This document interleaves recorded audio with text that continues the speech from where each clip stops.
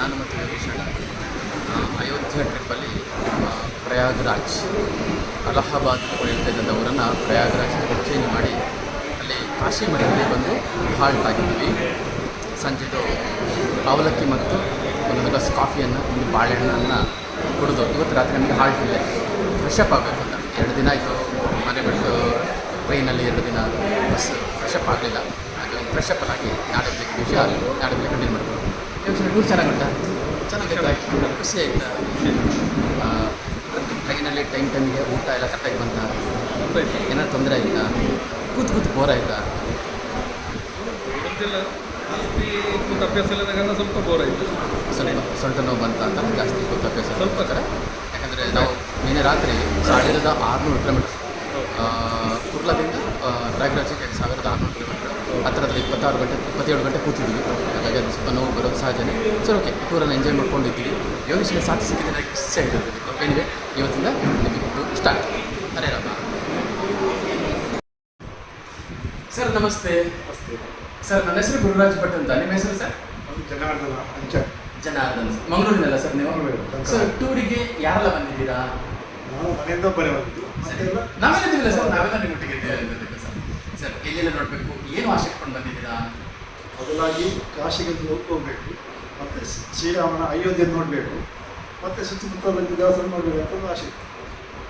ನನಗೆ 4 ದಿನ ನೀವೇ ಸಿಗಬೇಕು ಅಂತ ತುಂಬ ಆಸೆ ಇತ್ತು. ನಿನ್ನೆ ಬಾಂಬೆ ಸ್ಟೇಷನಲ್ಲಿ ಮಾತಾಡಬೇಕಿದ್ರೆ ನೀವೇ ಜನಾರ್ದನ್ ಸರೇ ನಮ್ಮೊಟ್ಟಿಗೆ ಬರಲಿ ತುಂಬ ಆಸೆ ಇತ್ತು. ಶ್ರೀರಾಮ ಯೋಚನೆ ಮಾಡಿದ್ರೆ ನಿಮ್ಮನ್ನೇ ನಮ್ಮೊಟ್ಟಿಗೆ ಕಳಿಸ್ತಾರೆ ಒಟ್ಟಿಗೆ. ಸರಿ, 4 ದಿನ ನಾವು ಒಟ್ಟೊಟ್ಟಿಗೆ ಖುಷಿ ಇರುವ ಸರ್. ಓಕೆನಾ?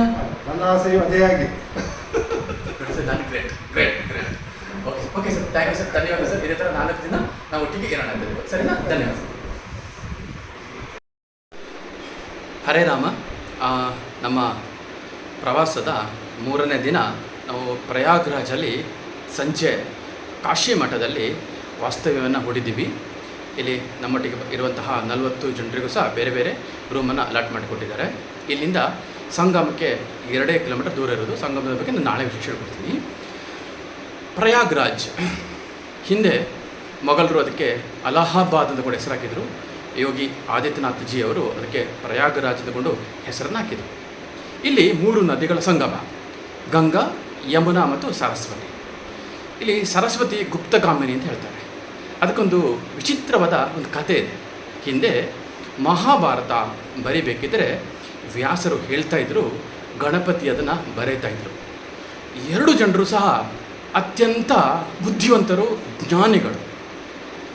ವ್ಯಾಸರು ಗಣಪತಿನ ಕರೆದು ಹೇಳಿದ್ರಂತೆ, ನಾನು ಹೇಳ್ತೀನಿ ನೀನು ಬರೀಬೇಕು ಅಂತ. ಆಗ ಗಣಪತಿ ಹೇಳ್ದಂತೆ, ನೀವು ಎಲ್ಲಿ ಅದನ್ನು ನಿಲ್ಲಿಸಬಾರದು ಅಂತ. ಯಾಕೆಂದರೆ ಬರಿತಾ ಹೋಗಬೇಕಿದ್ರೆ ನಿಲ್ಲಿಸಬಾರದು. ಅದಕ್ಕೆ ವ್ಯಾಸರು ಅತಿ ಬುದ್ಧಿವಂತರಲ್ವಾ. ವ್ಯಾಸರು ಹೇಳಿದ್ರು, ನಾನು ಹೇಳ್ತೀನಿ, ಅದನ್ನು ಅರ್ಥ ಮಾಡಿಕೊಂಡು ಬರಿ ಅಂತ. ಹಾಗಾಗಿ 2 ಜನ ಬುದ್ಧಿಜೀವಿಗಳು ಇವರು ಹೇಳ್ತಾ ಅವನನ್ನು ಅರ್ಥ ಮಾಡ್ಕೊಳ್ತಾ ಬರೀತಾರೆ. ಇದು ಮಹಾಭಾರತದ ಕಥೆ.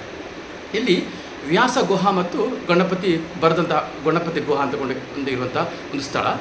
ಈ ವ್ಯಾಸರು ಹೇಳ್ತಾ ಇರಬೇಕಿದ್ರೆ, ಗಣಪತಿ ಬರಿತಾ ಇರಬೇಕಿದ್ರೆ, ಈ ಸರಸ್ವತಿ ನದಿ ಖುಷಿಯಿಂದ ವಯ್ಯಾದಿಂದ ಧುಮುಕುತ್ತಾ ಸೌಂಡ್ ಮಾಡ್ತಾ ಶಬ್ದಗಳನ್ನು ಮಾಡ್ತಾ ಬರ್ತಾ ಇತ್ತಂತೆ. ಅದಕ್ಕೆ ಗಣಪತಿಗೆ ಡಿಸ್ಟರ್ಬ್ ಆಯಿತು, ಬರೀಲಿಕ್ಕೆ ತೊಂದರೆ ಆಯಿತು. ಹಾಗಾಗಿ ಗಣಪತಿಗೆ ಶಾಪವನ್ನು ಕೊಟ್ಟು, ನೀನು ಅದನ್ನು ಸದ್ದು ಮಾಡಬೇಡ, ಗುಪ್ತಗಮನಿಯಾಗಿ ಹೋಗು, ಯಾರಿಗೂ ಕಾಣದೇ ಹೋಗು ಅಂತಕೊಂಡು ಹೇಳಿದಂತೆ ಇದೊಂದು ಪುರಾಣದ ಒಂದು ಕತೆ. ಈ ಕಥೆನ ನಿಮ್ಮೊಟ್ಟಿಗೆ ಹಂಚಬೇಕು ಅಂತ ಅನಿಸ್ತು, ಹೇಳಿದ್ದೀನಿ. ನಾಳೆ ಸಂಗಮ ಮತ್ತು ತ್ರಿವೇಣಿ ಸಂಗಮದಲ್ಲಿ ಸ್ನಾನ, ಇದರ ಬಗ್ಗೆ ಮಾಹಿತಿಯನ್ನು ನಿಮಗೆ ಕೊಡ್ತೀನಿ. ಹರೇ ರಾಮ.